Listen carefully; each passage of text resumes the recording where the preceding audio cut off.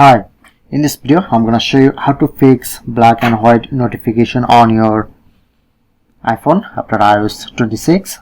So as you can see, my all notifications are black and white. So I'm provide solution.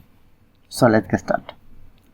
At first open your settings, general, software update. I'm recently updated my iOS 26. Okay, go back. Long press to edit, customize. So make sure to default option.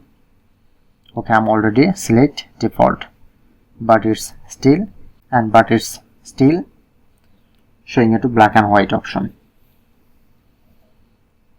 Second step, open your settings, scroll down, click on display and brightness. Make sure to light option, dark to light. Okay, when you select light, but it's still not fixed. And the third step, open your settings, go back, go to accessibility, display and text size, and just make sure to turn off these three options. Okay, and now finally fix this problem.